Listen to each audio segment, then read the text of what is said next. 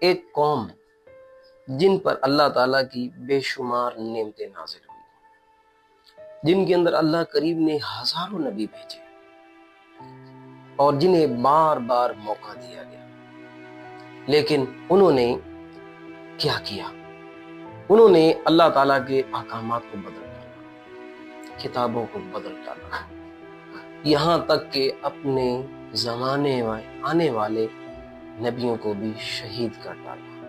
جی ہاں، آپ کا جن کی طرف ذہن جا رہا ہے، میری مراد بھی وہی ہے۔ میری مراد قوم یہود ہی ہے۔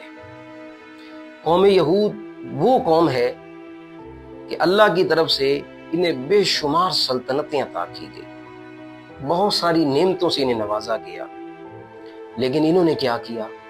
اللہ کی نافرمانی کی، زمین میں فساد برپا کیا۔ یہ صرف ایک کہانی نہیں ہے بلکہ ایک تاریخ ہے۔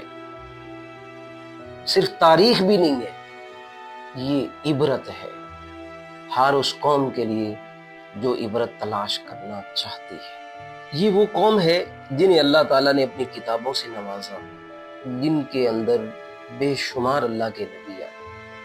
اتنے اللہ کے نبی تشریف لائے کہ ایک قول کے مطابق قوم بنی اسرائیل میں 70,000 کے لگ بھگ اللہ کے نبی تشریف لائے، جن پر اللہ تعالیٰ کا فضل ہوا، لیکن انہوں نے ان نعمتوں کی قدر نہ کی۔ یہ ہے بنی اسرائیل کی داستان، جو صرف ماضی نہیں، آج بھی زندہ ہے۔ قرآن پاک میں اللہ تعالیٰ نے بنی اسرائیل کا لفظ 40 سے زائد بار استعمال فرمایا ہے، اور یہ بنی اسرائیل قوم وہ ہے جنہیں اللہ تعالیٰ نے تمام قوموں پر اپنے زمانے میں، جو ان کے زمانے میں قومیں تھیں، ان تمام قوموں پر فضیلت عطا کی۔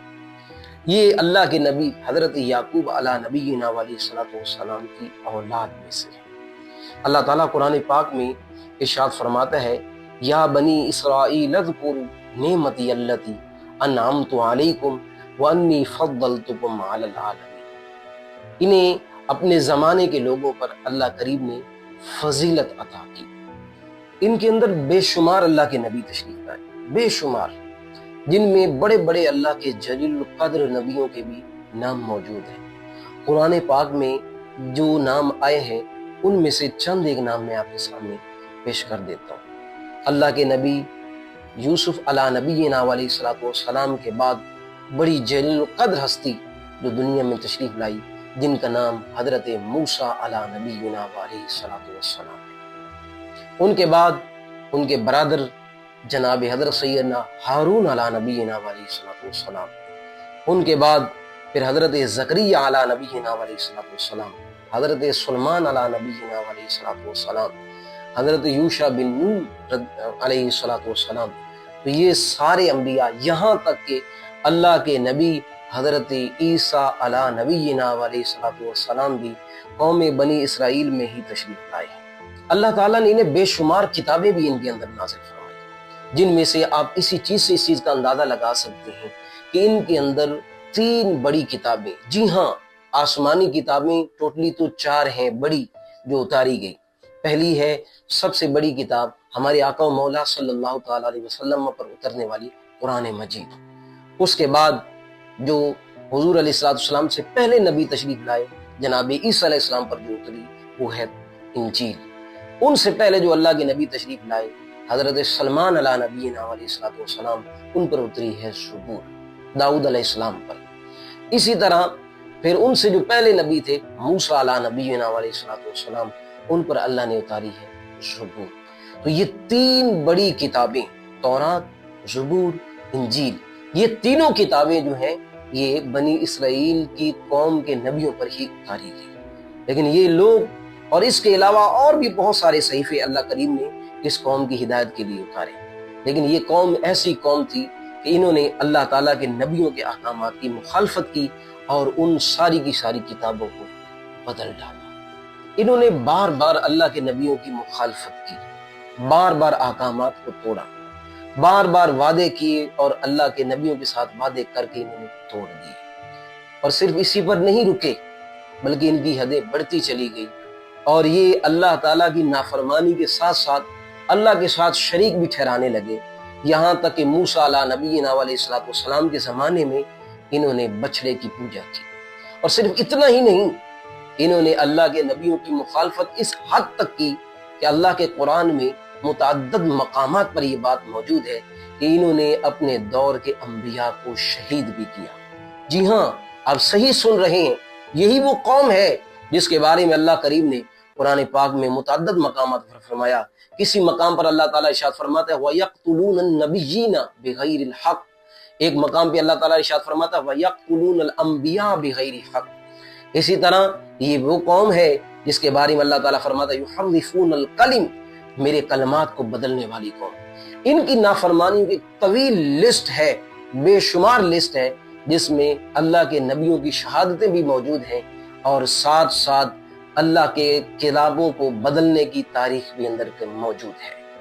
یہاں تک کہ اللہ کے نبی حضرت زکریہ علیہ نبینا علیہ السلام کو اس قوم نے شہید کر دیا، اور صرف اسی پہ بس نہیں کی، ان کے بعد جتنے بھی نبی آئے ہر نبی کو ستایا، ہر نبی کو تنگ کیا، اور یہاں تک کہ ان کے اندر جو آخری نبی تشریف لائے اللہ کے نبی حضرت عیسیٰ علیہ نبینا علیہ السلام، ان لوگوں نے انہیں بھی شہید کرنے کا پورا منصوبہ بنا لیا، لیکن میرے اللہ نے ان کی مدد کی اور انہیں آسمانوں پر زندہ اٹھا لیا۔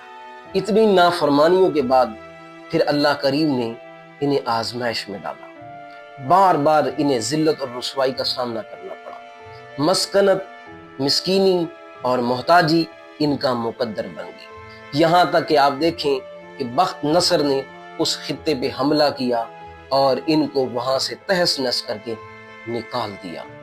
پھر ہمارے نبی پاک صاحب الاولاق صلی اللہ تعالیٰ علیہ وسلم کا زمانہ آیا، اس دور میں بھی انہوں نے نافرمانیوں کے سلسلے کو بند نہیں کیا، یہاں تک کہ انہوں نے ہمارے آقا و مولا صلی اللہ تعالیٰ علیہ وسلم کو بھی شہید کرنے کی پوری کوشش کی، اور اس ناکام کوشش کی وجہ سے جب ان کا راز کھل گیا تو پھر اللہ کے نبی علیہ السلام نے ان کے خلاف سخت اقدامات اپنائے، جن میں ان کے قبیلے، بہت سارے قبیلے شامل تھے۔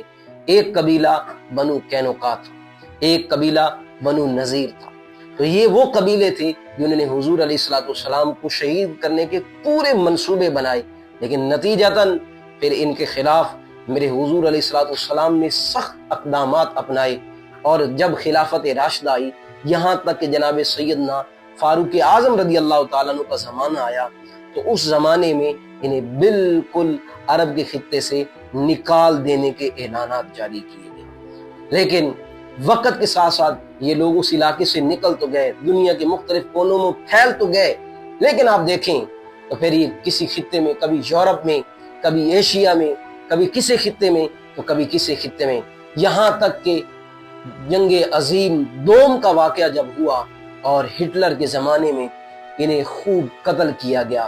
جی ہاں، ہٹلر کے زمانے میں انہیں جو قتل کیا گیا وہ اس لیے قتل نہیں کیا گیا بلکہ ان کی غداریوں کی وجہ سے انہیں قتل کیا گیا، اور انہوں نے اس وقت بھی جس خطے میں یہ رہتے تھے ان خطوں میں انہوں نے پوری بے وفائی کی، اور ان کی بے وفائی پورے عروج پہ رہی، جس کی وجہ سے ان کے خلاف ہٹلر نے سخت ایکشن لیے اور اس نے کئی لاکھ لوگوں کو زندہ جلا کے رکھ دیا۔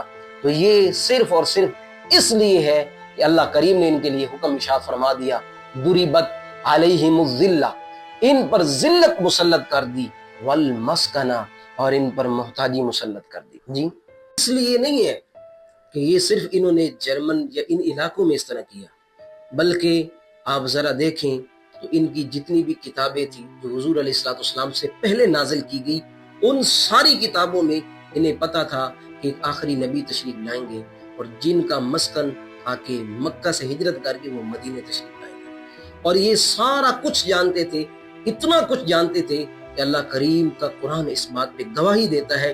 اللہ کریم قرآن پاک میں ارشاد فرماتا ہے پیارے محبوب، یہ آپ کے بارے میں اتنی معرفت رکھتے ہیں، الذین یعرفونہ کما یعرفون ابناءہم، جتنا کہ ایک باپ، ایک والد اپنی اولاد کے بارے میں جانتا ہے، یہ آپ کی شانیں، آپ کی عظمتیں، آپ کی رفتوں کے بارے میں اتنا ہی جانتے ہیں۔ یعنی جیسے ایک باپ، ایک ماں اپنی اولاد کے احوال سے واقف ہوتا ہے اور ان سے اپنی اولاد کی کوئی چیز چھپی ہوئی نہیں ہوتی، इसी तरह अल्लाह की पुरानी किताबों में अल्लाह ने अपने नबी आखिरुज़्ज़मान अलैहिस्सलाम की सारी निशानियां वाज़ेह की, लेकिन इसके बावजूद जब हुजूर मदीना शरीफ में आए तो इन्होंने हुजूर की मुखालफत की और इस कौम को जिंदा इसीलिए रखा गया कि कल कयामत से पहले इनसे हमारी जंग हो।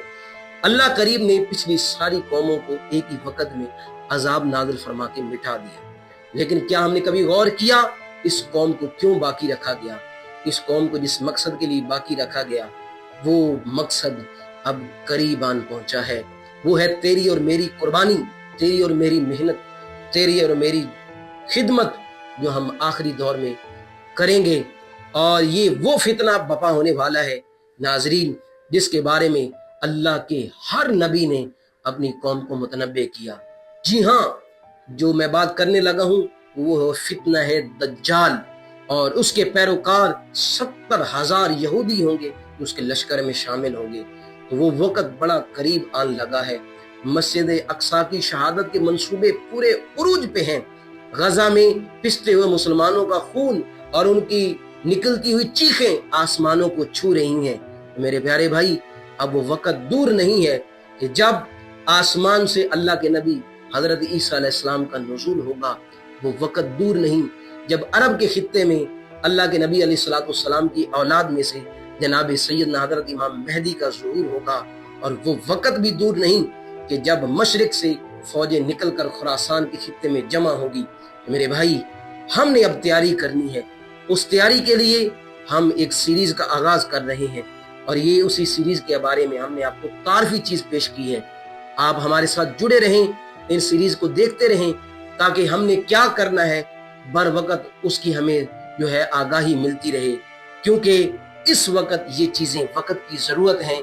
और जो कौमें अपनी जरूरत की चीजों को वक्त से पहले नहीं जान सकती, वो कौमें, उनकी हस्तियां, उनकी दास्तानें मिटा दी जाती हैं।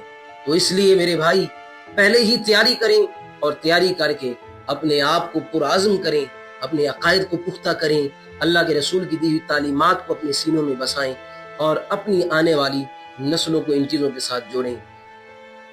मिलेंगे कुछ देर बाद, तो अगली सीरीज के इंतज़ार में रहिएगा और हमारे साथ जुड़े रहिएगा। ये आपका अपना चैनल है रहनुमाए वक्त, इसका भी ख्याल रखिएगा, अपना भी ख्याल रखिएगा। तब तक के लिए अल्लाह हाफिज़।